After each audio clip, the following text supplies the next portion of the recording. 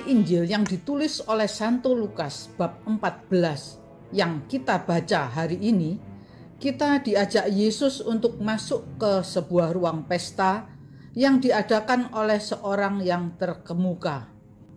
Di tempat pesta ini ada tempat-tempat kehormatan, yakni tempat yang disediakan untuk orang-orang penting. Sama seperti pesta-pesta yang ada pada zaman sekarang ini. Ada tempat undangan VIP, very important person. Tempat-tempat ini tentu saja paling nyaman. Kalau ada pertunjukan, maka dari tempat ini kita bisa menonton pertunjukan itu dengan jelas. Tidak akan terjadi leher sakit karena harus menoleh ke arah satu sisi. Di tempat ini juga, maka seseorang bisa mendapatkan privilege. Misalnya ambil makanan tanpa antri, dan sebagainya, dan sebagainya. Merapikan rambut menggunakan sisir agar tak terlihat bila sedang galau. Seperti rusa, rindu sungai yang berair, begitu juga jiwaku rindu engkau. Yesus menyampaikan perumpamaannya kepada kita. Kalau seseorang mengundang engkau ke pesta perkawinan, janganlah duduk di tempat kehormatan. Walau pandemi, pengunjung berdesakan sampai lupa menjaga kesehatan. Bila menghadiri suatu undangan, janganlah duduk di tempat kehormatan. Ada orang-orang yang tidak mau duduk di tempat VIP dengan alasannya masing-masing. Ada yang bilang supaya bisa pulang duluan tanpa ketahuan. Atau kalau ngantuk supaya tidak kelihatan orang lain. Nah, demikian pula ada orang-orang sebaliknya berusaha mendapatkan tempat kehormatan itu dengan berbagai alasan lain tentunya. Selalu ada alasan untuk pilihan kita. Kita tidak bisa mengartikan perumpamaan Yesus tadi secara harafiah atau letterlock.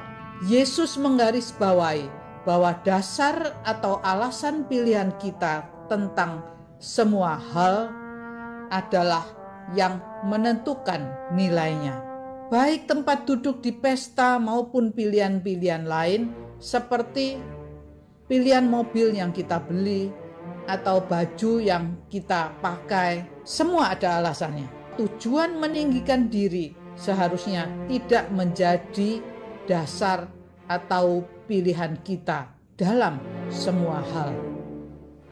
Ada orang yang membeli barang-barang bermerek supaya dianggap kaya dan dengan demikian dihormati orang.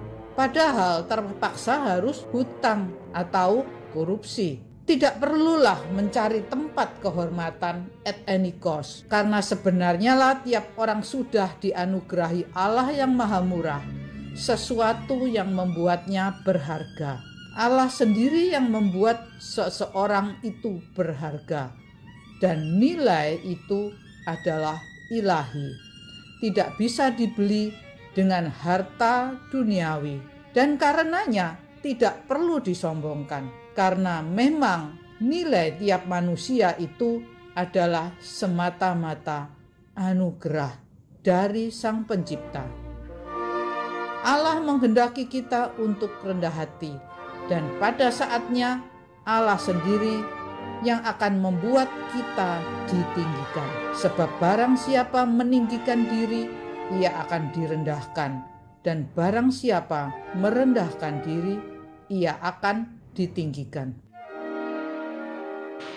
Kurangi jenuh dengan pelihara ikan, tapi janganlah lupa memberi makan.